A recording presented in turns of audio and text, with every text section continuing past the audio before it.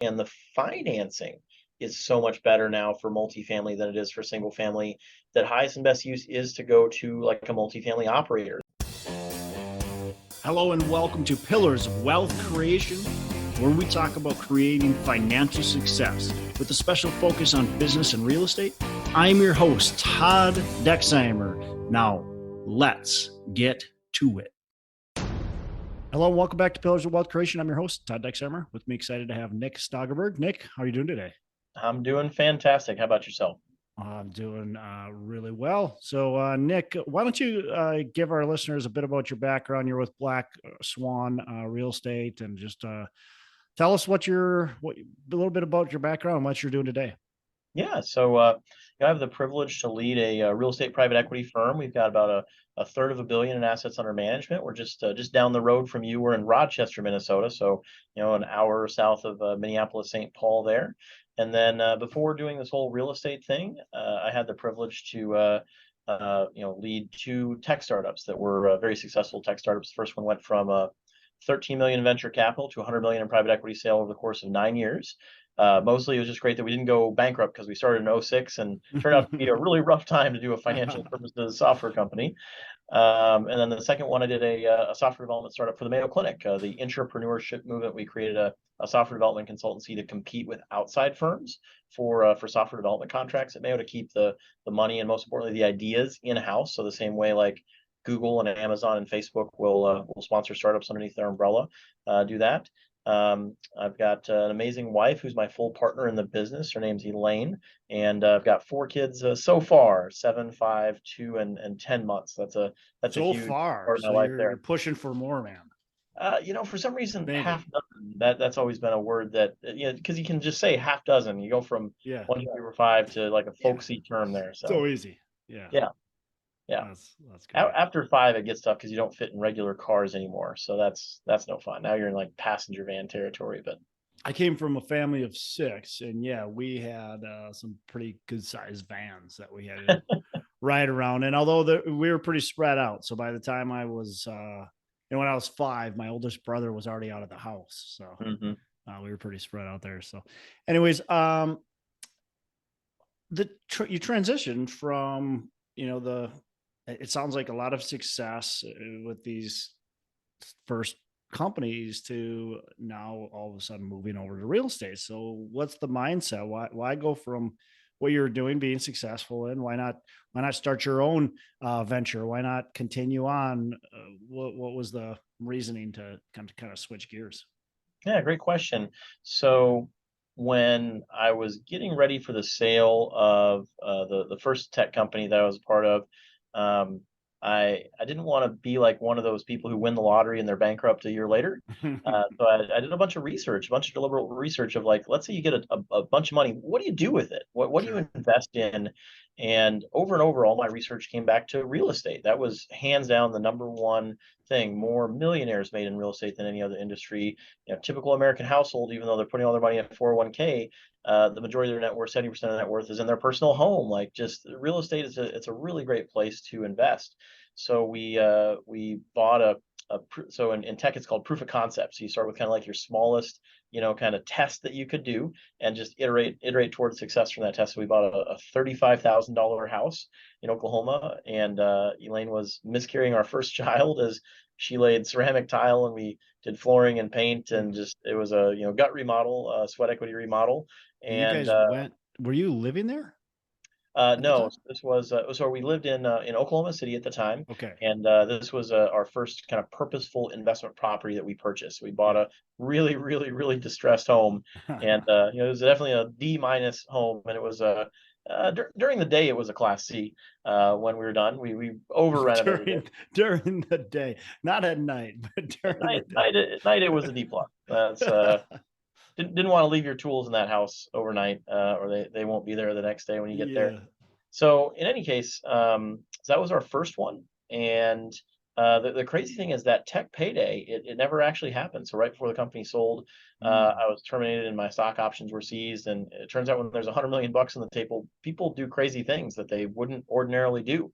And when I was done, at first it seemed like kind of a poke in the eye that I had this, this stupid investment property, and I was preparing for that windfall that payday that never came. And after really kind of metabolizing that, I mean, I had like PTSD over this for 6 months. It was really devastating time in my life. I realized that stupid little house was the most successful thing financially I'd ever done in my life. Mm. It took us about 6 weeks to go through the sweat equity rehab. We spent about 17,000 on all of our rehab, so it was about 35,000 to buy, another 17,000, 52,000 all in.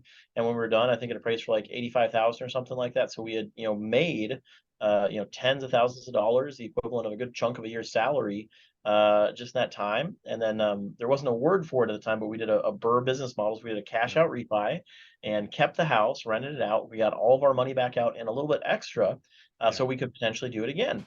And I realized, if I could just get good at that, if I could go do that a whole bunch more times, maybe I wouldn't need the next tech startup thing to become wealthy. This would just be a really kind of boring, but ultimately very predictable, sustainable way to financial freedom.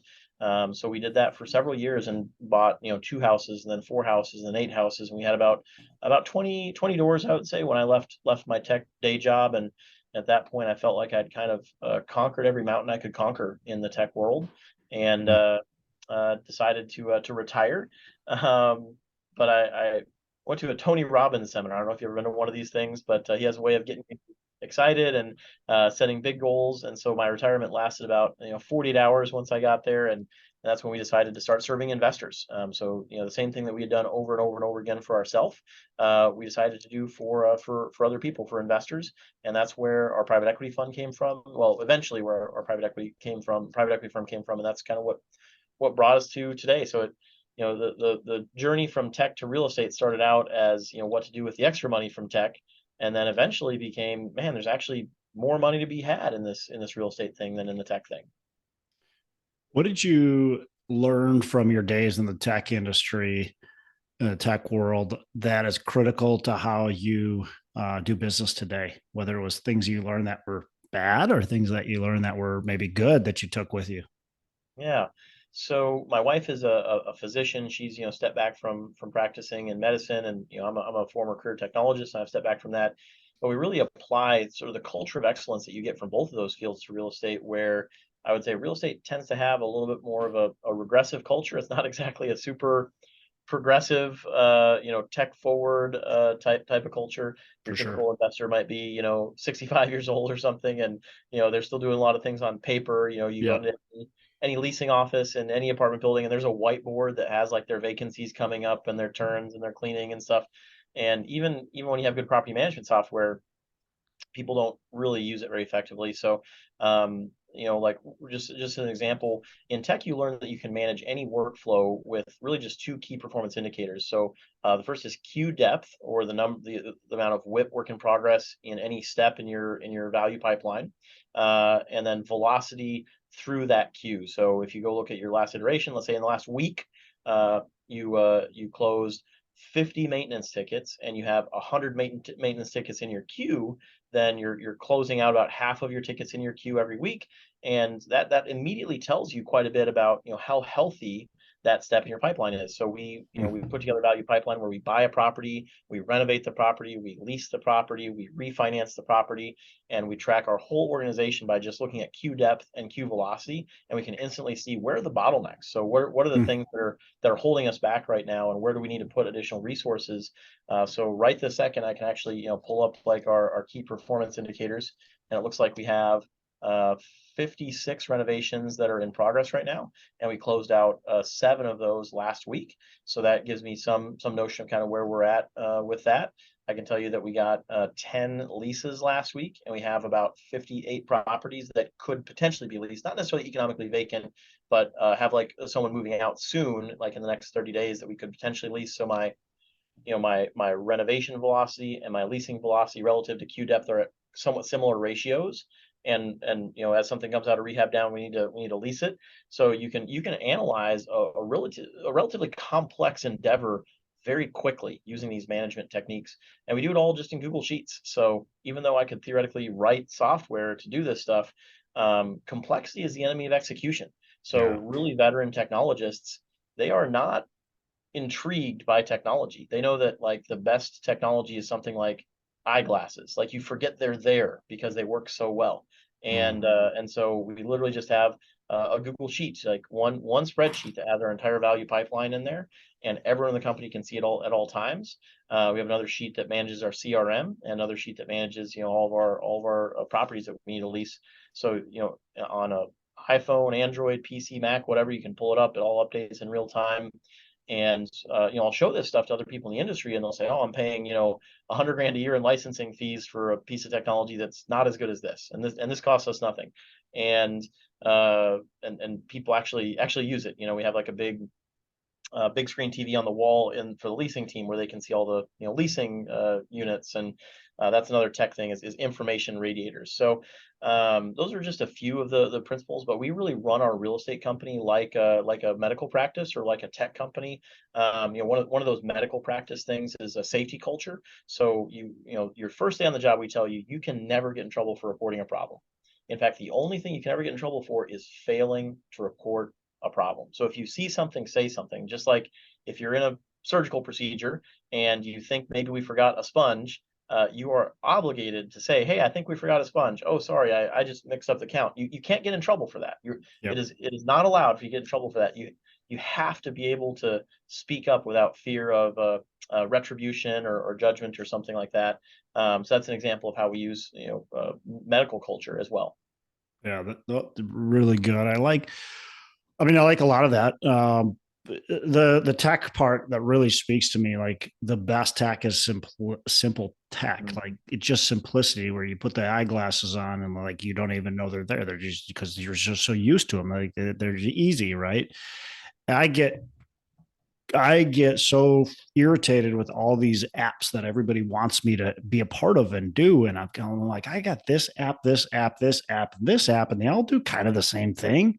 But everybody wants me to use these things to simplify things, but yet it makes it more difficult to communicate. And it just drives me crazy. So I love a tech guy saying that, like, you guys are using Google Sheets. You're not using anything crazy. You don't have all these wild tools out there, but you are using technology. It's just you're using it so simple, right? And then your KPIs too. You don't have a million KPIs, right? You're just tracking a few of the critical things on every step of the process, right? Yep. Did I get that right? Am I gathering it? Yeah, that's exactly right. And people get obsessed with having a million key performance indicators, but the more you have to track, the less each one means. So you really need to just keep it simple, keep it clear, and you're going to have a lot of success with any key performance metric. Yeah, love it, love it. Um, so what kind of deals are you doing right now today? What's your focus? What's Black Swan's focus all about? Yeah. So we love single family homes and we love multifamily, though right now the economics on the single family side just doesn't make a ton of sense. That market is kind of frozen up. Like 40% of all mortgages on single family homes in the country right now are below 3%. So no one's moving anytime soon. No, Yeah. no one's surrendering that 2.5% mortgage. The mortgage on my personal home is 2.5%. I'm not surrendering that to get a 7.5% mortgage to go get a Mhm. home that's worth a third of my current home's value to keep my mortgage payment the same. Yeah. So there's just very little movement in the single family space. And then mortgage rates are still extraordinarily high. So the numbers just don't work very well. Multifamily is our biggest focus right now by far. And the first 2 quarters of last year we didn't, or the first 3 quarters we didn't buy anything. The first 3 quarters of 2022, interest rates were low, but prices were sky high, and we just did not feel we were writing offers, but just nothing was getting accepted. Yep. And then we bought 6 deals in Q4 2022, and we've got one more that we're going to close on here shortly. So we would find properties that the seller, I think, figured out they really needed to sell now. Like there's the conditions were not getting better anytime soon, and if they sold now, they could at least hit a break even or something like that. We picked up 2 properties where we paid the same price that seller had paid in 2017. They had gotten into trouble with their lender on a variable rate loan, and We're on a watch list. The lender actually reached out to us on one of the deals. That's where that deal came from.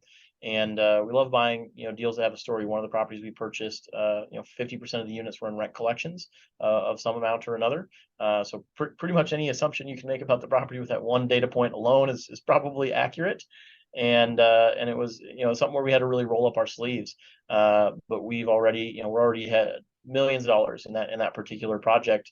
It just takes a lot of grit to step into something like that. And there are a lot of properties out there that during the COVID moratorium, got into kind of a bad spot in terms of rent collections. And we're just looking for any opportunity to add value. We're also doing a lot of creative finance. So we work with regional banks a lot. We have a property under contract right now. It's a $27 million, and we're doing a contract for deed.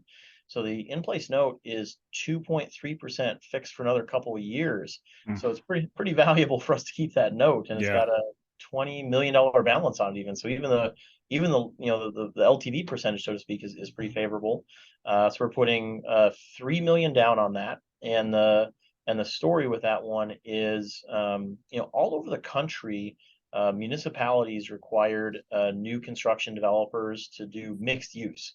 So this building is 4 stories of apartment units on top, and then main floor commercial. It's a gigantic building. It's an entire city block in urban core Rochester, and that main floor commercial is probably 25,000 square feet of commercial. It's like a small shopping mall, and it's all white box space. It's all never empty. been occupied. Yeah, Oh. yeah. So all these buildings that came online in 2019. This building unfortunately came online in December 2019. So just a really unfortunate time for an urban core mixed use asset to come online.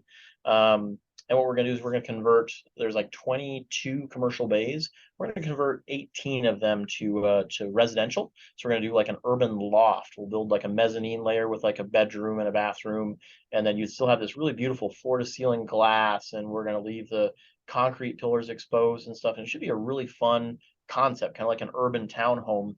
And there's probably the real vacancy rate in commercial in the country right now is probably about 50%. It's a staggering amount of commercial vacancy. There's lots of shopping malls, strip centers that are struggling, office space that's struggling, and someone has to come up with a solution for this. So we hope this could be a solution. These are theoretically work-live units. That's the zoning classification for them. So you could theoretically operate a business or use them as a residential unit. You could run like a one-man law office or accounting practice or something like that on the main floor. Then you have like a bed, upstairs. I hope that it works out. I think it will.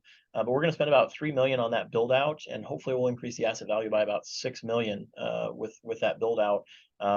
Very affordable build outs because we've already got floors and walls and ceilings and floor ceiling glass. It's relatively inexpensive for us to put in the finishes, Some and plumbing and electrical and things like that. But did you have to change the use of that, or was it already allowed?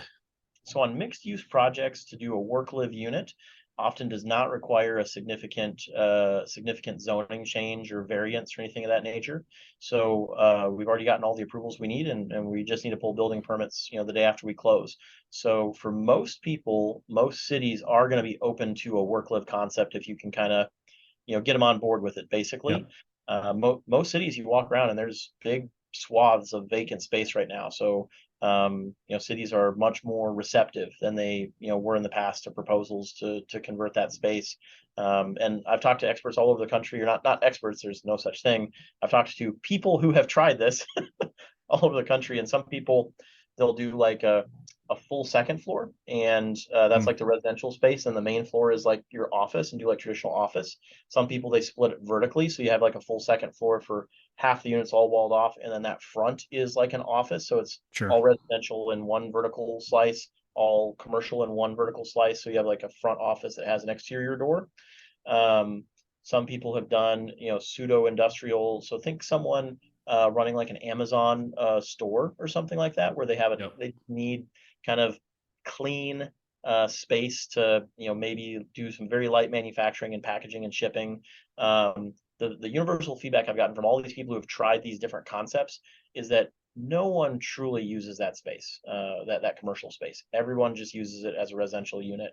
So they would their lesson learned is if they could do it over again, they would build it in such a way that it could be a work-live unit. It could conceivably be a work-live unit, but it is built optimally to be a residential unit. People use them as like work from home spaces, but no one is like entertaining the public in any way, shape, or form in these work-live units. So Yeah, we're that gonna do makes that sense. mezzanine loft thing, and I think that's gonna be a really good concept. I think it's gonna work well. Cool. Well, that's exciting. It'll be fun to see how that plays out, and have to have you back here Yeah, when you're all done and we can do a live. hopefully occupied. Oh yeah. Right. Well, Right. I know the residential will fill up, so Yeah, the that's residential one. Yeah. Interesting. So, and then you have, I think you're on phase 3 of a development, and take us through that. So you're doing this single family home development. Take us through kind of what you're doing, and then I got some questions just on development. Yeah. So this is a Stonehaven Townhomes, and it's kind of interesting. So we bought a distressed build for sale townhome community, and then we basically took it to as a build for rent concept. So the builder, their first units were coming online in January 2020, which was just unfortunate timing on their part. And if you recall, the single family sales market, the owner occupant sales market just froze for Yeah. several months when COVID first hit. And so they weren't selling anything, and they said, okay, well, let's try leasing the units just to fill them up. And then they filled up some of them, and they realized, oh crap, now we're a property management company, and they were ill-equipped to be a property manager. And then they said, to heck with it, we'll just try to sell the whole thing. But now you need to find someone who, like a institutional player or something. They just want a turnkey asset that's all complete, Right. or something that's shovel ready, but they can bring in their own people to build it as they want with their processes and their finishes or whatever. Like a residential home builder, they don't want these tenant occupied, freshly leased out units, and it just there's not a lot of people that would want to buy such a project. So it was great for us. So it's kind of like training wheels for new development, because first phase was mostly complete, and then we had an approved general development plan for phase 2 and phase 3, and or for remaining units. It wasn't split Yeah. up into phases or anything at that time. So we kind of wrapped up the existing units, rented them all out. They're all individual parcels, which is a really cool, unique concept with townhomes, is that reduces your mill rate by 25% compared to a multifamily project. And in most municipalities, the mill rate is about 25% higher for multifamily zoning, and then gives you an alternative exit strategy. I think it kind of intrinsically improves the value of those units. If for some reason it made sense to sell them as individual units at some point in the future, or some subsequent seller 50 years from now, would potentially sell them as owner occupied units. Would So that that's be part of your exit strategy at all? Is it? no, Not right now.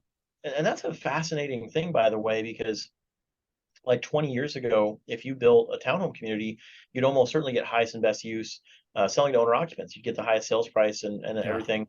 But today, there is so much liquidity in the multifamily space just looking for a place to go. And the financing is so much better now for multifamily than it is for single family, that highest and best use is to go to like a multifamily operator. There's some institutional, buyer that would, pay too much money for this type of product, because it's a very low touch, low maintenance product. Brand new Hmm. construction. We Hmm. run like a 32% expense ratio on this product. It's just unbelievably low touch, and then you can probably go get a loan for these days in the low fives or something. If you get a HUD loan, it might take you a little time to get it, but you can get a really affordable HUD loan still on this type of product. Yep. Whereas if you sold to a single family buyer, they're looking at a 7.5% mortgage, Right. and they might have to produce a larger down payment than they would have had to even 9 months ago. And they don't have the cash, they don't have the credit. So there's a very interest. It's easier to get financing in a build for rent subdivision than a build for sale subdivision by leaps and bounds right now. So that's an interesting dynamic in the marketplace right now. Yeah, definitely. We'll see how things shape out. Obviously, when it's ready, when it's time to sell. But that's one of the benefits that I liked with the rent to own communities, is that we could sell a phase, we could sell part of a phase, we could, there's just so many options where you go, hey, we're going to sell these houses, we're going to keep these. There's just a lot of different ways you can slice it if you want some equity injections. and once it's all done, you can package it all together and sell it. Like you said, you can refinance it. I mean, there's just so many different options you can go about with it, but really cool. You know, what difficulties have come about with doing new development? Yeah, so this is almost little too on the nose for me because I just got done meeting with some officials here and getting a no from them. Um, if someone listening has maybe done a deal where they've purchased an existing single family, multifamily project, new development is probably 10 to 100 times harder than that. There's just it's slow. Hmm. Everyone can say no. Um, I swear every gosh darn day I get a call from someone who says that it's going to be an extra $100,000. Like, oh, sorry, it's a little too cold outside. That'll be an extra $100,000. Oh, sorry, it's a little too wet outside. It's going to be an extra $100,000. Fortunately, I've got a fantastic builder. We've been able to stay on budget. But when you're doing like repositioning a multifamily community, no one calls and says it's going to be an extra 100 grand. Like you just don't Yeah. get that call. And like the city will call and say, sorry, we've had an adjustment in our permitting fees, and that'll be an extra $100,000. And they don't. It doesn't even seem to register with them that like they just assume you have an extra $100,000 just sitting in your back pocket right now. It's the craziest thing. Really crazy things, unexpected things happen in every project. And I'm a new developer, so maybe I'm just not good at this. But when I've talked to coaches and mentors that I've learned from in regards to new development, they've said that every project is different. So for example, Stonehaven Phase 2, the municipality I was working with, they had their own plan review office, and they disbanded their plan review office after approving my plans. And they said, oh, we'll just have the county have their plan review office, just rubber stamp it or whatever. And then the county disagreed with how that city had approved the plan. And ultimately we had to almost like sue the county and go to the state over a disagreement about the adjudication of these plans and how they fit into building code. It really boiled down to the county said these were apartments and the city said they were townhomes, and no one could agree. Like you'd think this would be a really Sure. straightforward thing, but as soon as we're apartments, now we're in a different zoning classification. So we'd have to get our zoning changed on our land, and we'd have to have a riser room with sprinklers and additional water mains and centrally monitored fire alarm systems and like huge cost escalations. And no one cares. Like I get a call from the counties just saying, oh, by the way, we bumped you up to apartments. Congratulations. I'm like, what the heck does that mean?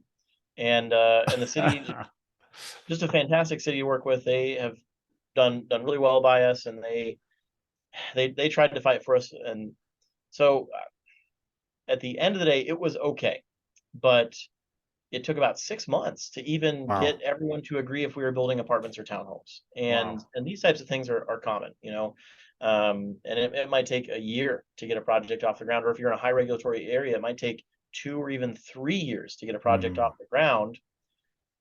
But A lot can change in yeah, that time, man. oh yeah, Like like we're seeing today, right?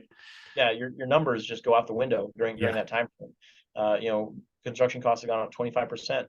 So our first units were 200K a unit, and our last units are 260 a unit or something Yeah. in hard costs. It's just staggering, the cost escalations, and those are not unusual. It's not like we are running away with higher level finishes. If anything, we've like pulled back a little bit on those Hmm. things as we built them, just trying Hmm. to cope with the cost escalations. So the upside to this is if you master the development process, I personally have always observed that new development's kind of like the apex of the food chain in real estate, where if you get really good at it, that's kind of where the most profit is. And it's certainly a ton of fun. It's a Yeah. ton of fun to, build something new where there was nothing before, and you get to pick it all out. So we get to build the exact product that is going to be the most efficient for us to manage, that's going to get our ideal tenant. Like, okay, we want all LVP floors, top of the line premium LVP floors, all upstairs, all downstairs. And if I go buy something on the market, it's going to have carpet upstairs, and I just know that our ideal tenant, they love our all LVP floors. And that's a trivial cost escalation in new construction, but to go rip out carpet and put an LVP in existing construction, it's very expensive. Yep. So new develops, it's just a huge amount of fun there. And then when you master the game, and it's very much a game, just like anything. Um, it's I'm trying to think of a way to describe it. So an apartment unit, like an existing apartment unit, it has like a relatively uh knowable value. Like I could ask you, Todd, if you're buying a Class C unit in Kentucky, like in a decent area, not great, not bad, like how much is that unit worth? And you could probably tell me within 20% what that unit costs. Yep. But in the new development world, you can go buy some land. You can go get that land entitled, which could take a year and cost you a lot of sanity. So it's a tremendous amount of work, but relatively modest cost input. So you could buy some land for 100K. You could spend another 100K on entitlements for that land, and when you're done, that land could be worth like $2 million. So it's just alchemy, converting lead to gold, and then you can roll that equity into your construction project. So maybe you then build a $10 million apartment building on that land, and that apartment building only costs $10 million. You only need $2 million down, so that equity from the land is it. And there's an infinite amount of creativity that's available. So I own a bunch of single family homes, and I work with commercial banks for construction lending, and they wanted some additional cash to close. So I used the equity from the entitled land to roll into the build, and I said, hey, could I put in like 3 houses? Could I just throw 3 houses into the construction loan, and then when we're done, if we hit certain like covenants and LTVs and stuff like that, DSCRs, can I get those houses back? Can you just like put a lien on them, and then take that lien off in a couple of years when everything's stabilized? And they're like, huh, sure, why not?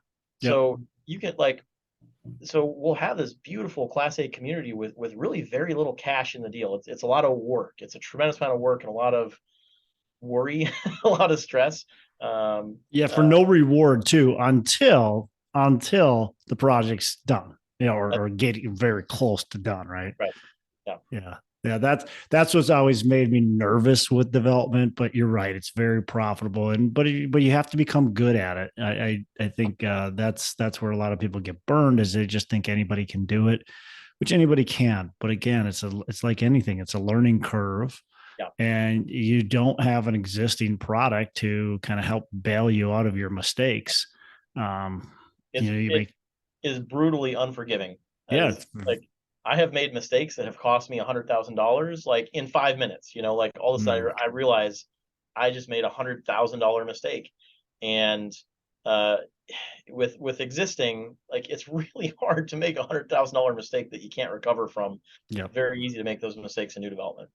Yeah, definitely. Are you partnering then with the development companies, are they partnering with you in any way? Yeah, great question. So very common to do co-developments, very Yeah. common to have partnership groups, because it's an explicitly political process, and knowing the rules of the road, having the connections, knowing what to ask for, because you can ask for all kinds of things. They're never going to give it to you. A builder, a contractor, and most critically, a city official or some other maybe non-government entity. They're never going to give you something without you asking. But if you just know to ask, you can get it. So, for example, there's a developer that I have a great relationship with, and I needed to get a tax subsidy for this project. So I was the third failed developer into this piece of land in 20 years, which is a common situation, by the way. So I was sitting here thinking to myself, am I really so arrogant just to believe I can succeed with other people? Who am I? Yeah. Yeah. I remember doing the title search on the land, and my attorney's like, well, here's the first failed developer, and here's the second failed developer, and here's where the city took the land back over because even the bank gave up on it. And then here's you. And here's your name right here. So let's see what happens. Let's see what happens. Yeah. So I went to the city and said, listen, this is kind of like cursed land, and it's kind of a blight that it's in this prominent location. It's a great location, and it's just not being developed. And we're at, right on the fringe of financial feasibility here. Can you help? Can you offer any kind of tax subsidy? And this isn't something that's well known, but almost all multifamily projects in the country involve some form of subsidy to get out of the ground. So like in single family homes, you just build it. Like there's not tax subsidy involved in it. But single family is not a very profitable zoning classification for municipalities, because they've got to run a ton of roads and ton of sewers and maintain those for the next couple hundred years with like a relatively limited tax basis to pay for that infrastructure. So you have to imagine an apartment building, you've got a huge Yeah. amount of tax basis running off of, one, Very little one water maintenance. main, Yeah. one gas main, one Yeah. road. So municipalities are very excited to see a new multifamily project come in. And then the numbers just, they don't work very well. They frankly don't work very well. You have to have a long-term orientation to make the numbers work in multifamily development. So municipalities are very accustomed to developers coming to them asking for a tax subsidy. So I partnered with a developer and I said, hey, experienced developer, can you do some consulting on my project? And I will give you 10% of whatever you can get for me. I don't even know what it is, but just come show up to the meetings with me, advise me, put together, because like I have my own pro formas. And he was looking at me, he's like, well, no, the city doesn't care about this stuff. Like they only care about this stuff. So we need to present it to them in a way that highlights the things that they care about. So we need to put together spreadsheets that show tax revenue and how this is a favorable, so Yeah. my projections show how tax is an expense, and we need to show them projections on how taxes are an income Yeah. source, right? How are they going to make, how are they? Because it's they're Right. looking at it. They're not looking, they don't care how much you make. They care how much they make. Yeah. That's And right. how much do we not have to spend? How much do we make? All right. That's right. Not, well, let's So do we were this. able to get a subsidy where we got a 90% reduction in the city taxes for 7 years. That'll add Mm, up to about a $1.3 million tax subsidy, and that's a bankable asset essentially. That's great. That's going to use your NOI in the future whenever you go to sale or refi. It's a long enough time frame that it can certainly do that. So it's a very favorable kind of package to put together. Sometimes you can get that's a pay as you go subsidy, by the way. So that's the Mm, most favorable one to the city because it costs them nothing, because this is all revenue they would have gotten, or this is new revenue for them. And I built my own infrastructure so they didn't have to pay for that new infrastructure. And it's new mm, infrastructure, so they don't have to pay for maintenance on it anytime yeah. soon. And then as I'm paying in tax revenue, they rebate that tax revenue back. So it's kind of a no-brainer for Yeah. them. And 8 years from now they have this beautiful, still very new product that's paying in huge tax revenues for them.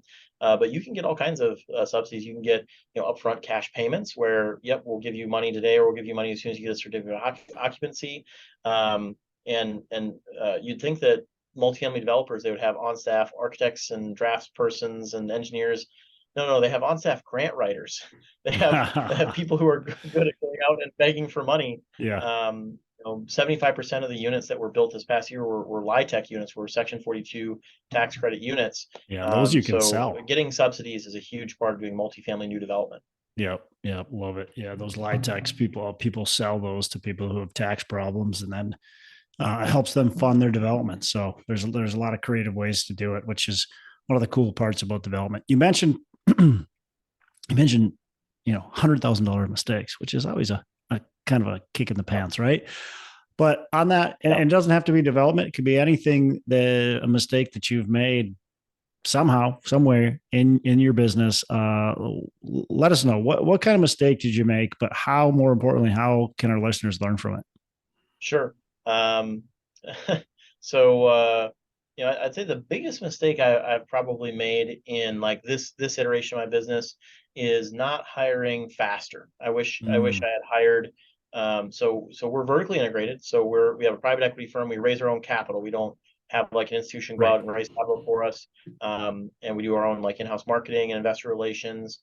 We own our own property management company, and then we have our own maintenance people, our own facilities team that does cleaning. And next year we're going to bring in-house snow removal. That's a big old beast to take on in our climate, is Oh yeah. is snow removal. But each time we do that, each time we bring something in-house, it sucks for like 6 months, and then it's like, gosh, how did we ever get by without having Yeah. in-house staff Yeah. that Why were, did we not have that? yeah. So Nick, when do you know, like, when's the right time? Because you don't want to have too many staff and like overload that, but when do you know when the right time is? Yeah, I think a lot of people do the math wrong on this. They think I need to have a certain revenue stream Yeah. uh, to support that staff person. Well, every single staff person you hire, they should be reducing expenses or Mm-hmm. increasing revenue by Mm-hmm. a multiple of their salary. And if they're not, like, you're either failing to lead them properly, you haven't set expectations and put good systems and process in place, or you don't have the right person in the right seat. Yeah. And I don't know, I think a lot of people just like struggle with that limiting belief. And certainly, my big mistake is not hiring, faster. So I'm sure I'm subject to I'm that. right there with you, by the way, Nick. Yeah. Yeah. Yeah. So for me, as soon as I can have someone be productively busy, when I see I have a work stream in my business where I Yeah. know that the person could be, profitable essentially. So the most recent thing we brought in house was facilities, was cleaning. Hmm. And we literally just looked at our P&L and we said, we spent, $250,000 last year on cleaning. Jeez. That's crazy. So we can hire many full-time employee cleaners for $250,000 a year. And that bill would probably be, because of our growth trajectory, that bill would probably be closer to like $500,000 for 2023. So you could hire like a dozen cleaners for that kind of money. And we don't need a dozen full-time employees to do the cleanings. That tells me we could probably save, on average, I would say we save about 50%, somewhere in that territory. So as soon as I look at my P&L and I see like an expense stream going to a vendor, or even, professional services, we're bringing in, in-house accountants, that sort of thing. That's when I see I can have an employee do this, or I see an opportunity. So we recently just had someone start working on acquisitions, kind of doing some of the frontline work, and then he'll escalate to me when we get someone on the line, so to speak. And I just thought, gosh, if we have like just one more acquisition of considerable size in the coming year by having a Pays. full-time employee, Yeah. like that pays for his whole salary for the year. Yeah. Like, surely if someone is working full, his desk is right here. That's why I'm kind of pointing in this direction. Surely if this person is working for an entire year on acquisitions, we'll get at least one additional acquisition of size. Yeah. So, you need to make sure you don't run out of cash. We keep a year's worth of salary in cash, I think that's a covenant, a sacred covenant between an employer and employee. Like, if you're on the payroll, like, you are on the payroll. Like, You're I going to can't get cut paid. you loose because I've made poor financial decisions or haven't planned appropriately. So we keep quite a bit of cash on hand to make sure we're able to make payroll. But that's how I know when I need to hire. Yeah. Love it. Love it. It's always hard. It's a tough decision to make, but every time I've made it, and it sounds like every time you've made it, you've Yeah. went, wow, I should have hired that person quicker. Like, Yeah. you knew you needed that person and you didn't hire him. You kind of wait, you wait. Cause hiring's a big choice and it is a big expense, but then you go, oh man, should have done that sooner. Absolutely. All right. So Nick, I got a couple last questions. I want to wrap up. So favorite book that you can pass down to our listeners. Let's see, maybe a unique one people haven't heard before would be The Alchemist. Hmm. Short book. You can read it in, probably 4 hours or something like that, I'm guessing. I really love that book. And it's written like a parable from thousands of years ago, but it was actually written in modern times. And just a lot of very beautiful meanings in that book about finding your personal legend and adventure and finding meaning in life. So The Alchemist would be something I'd recommend. Love it. Love it. All right. Last question. What are your 3 pillars of wealth creation? 3 pillars of wealth creation. Let's see. So I'm a big fan of like Warren Buffett type principles. So I guess I would say never sell. Warren Buffett would say never buy something that you'd be sad about holding if the market just shut down for a decade. We've never sold anything the whole time we've been doing this. That's how we've been able to get to $250 million in assets under management so quickly. Is we're not constantly churning and selling assets. We do a cash out refi. We hold that asset. What I love finding people who are more successful than me, further down the journey than I am, and just kind of soliciting wisdom from them. And I'll ask them, like, what's your biggest regret? And it's crazy, but amongst really successful real estate investors, almost 100% of them, they'll say, "I regret everything I've ever sold. Hmm. I Yeah. regret everything I've ever sold." And I'm like, Yeah. huh, I guess I just shouldn't sell things then. That was, just kind of the takeaway I had. And I'm very glad that I have kept everything. Every now That's and good. then, my wife will say, "Hey, can't we sell this one? This one's not our nicest property." I'm like, "Well, let's just do like a nice remodel on it or something. Let's not sell it." Let's see. The next one would be doing the hard thing, and especially kind of in the syndication world or the private equity world, I would say there's an obsession with like the 4 hour work week. People brag about, "Oh, I don't have to work at this or whatever." And I guess I don't have any of my people that I respect that their goal is to do nothing. Yeah. Elon Musk or Mark Zuckerberg, these people are working 100-hour work weeks. They are Yeah. all in on their thing. And that's something that they're proud about. And so we do, like, we started doing property management in-house out of the gate because we just knew it's really hard to do property management in-house. It is the escalations that get to your level of visibility. You know, there's fires and evictions and just tenant disputes and stuff like that. But we are the organization we are today. We've been able to grow as quickly as we've been able to grow because we have that base. So do the hard thing, and you will thank yourself for it in the long run. And then I guess I would say focus on the long term. It's really easy to kind of look for quick wins or whatever. Real estate, it's not a get rich quick thing. It's not how it works. It's a get rich for sure kind of investment class. If you want to get rich quick, go try crypto. If you just have a few pieces of real estate, like 5 houses, and you owned them outright, like you're probably set for life. That you probably have enough money that you'll be able to put food on the table and have a roof over the head for the rest of your life. Like, it doesn't have to be any more complicated or Right. bigger than that. And you Right. just focus on long term. And anytime I frame that to someone, I'm like, they're trying to do like an analysis. If I draw 4% from my 401k and I have Social Security, and no. Like if you have like one apartment building, you're set for life. Yep. You don't need to do anything else. So just focus on the long term, and you're gonna do well. Yeah, yeah. It's like you said, it's not get rich quick. You're not gonna, but it is actually kind of quick. It's just not overnight, right? It can be. I think anybody that focuses and does this business can get pretty dang wealthy in 10 years or less. Yes. And that's a really short period of time.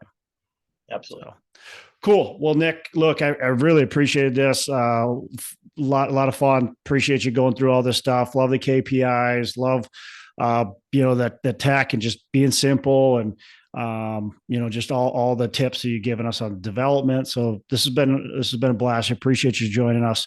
How can our listeners get in touch with you, learn more about Black Swan and what you got going on? Thanks, Todd. It's been an honor to be here. Yeah. How can our listeners get in touch with you? Yeah, anyone here can go to meetblackswan.com, and you can sign up for our newsletter. We've got a course that's a pay what you can model, and 100% of the revenue goes to charity for our course. You can learn about our private equity funds. If you want to, you can just block time on my calendar. I have a link to my calendar right there on meetblackswan.com. Awesome. Every month we do a free educational event. So next month we're doing a little, like, kind of 2-hour masterclass on understanding like a traditional syndication structure. This earlier this week we did our most recent one, and we did passive investing, just talking about stocks and bonds and alternative assets, that sort of thing. So we try to just put out as much just good content, like real educational content, as we can for our community. And anyone can go to meetblackswan.com and check all those things out. Love it. Love it. Again, Nick, really appreciate it. And you have a fantastic rest of the day. Thanks, Todd. Hey, thanks so much for listening. I appreciate you being a loyal listener. I would love to have you go on to our Facebook page and subscribe, give us a thumbs up, go on to iTunes or wherever you listen and give us a rating and review. Don't forget to subscribe. Your rating and review just helps us push this out to more and more people and continue to grow our audience, and hopefully positively affect a ton of people out there that really need this and want this. So the other thing I've got for you is a free ebook on my website. So go on to venturedproperties.com, and download our free ebook on real estate and on syndication. And I've got some data points in there, some really good stuff for you. So I'd love to have you take a look at that. It's free. I'm not expecting anything from it. And also, look, if you want some help in multifamily, want some help learning, growing, getting your business off the ground, I would love to talk to you about what it would look like to work with me potentially and see if that's a good fit. So you can go to coachwithdex.com and check that out, and we can definitely have a call. Thanks a lot for listening. You make it a fantastic rest of the day. I'll catch you on the next episode.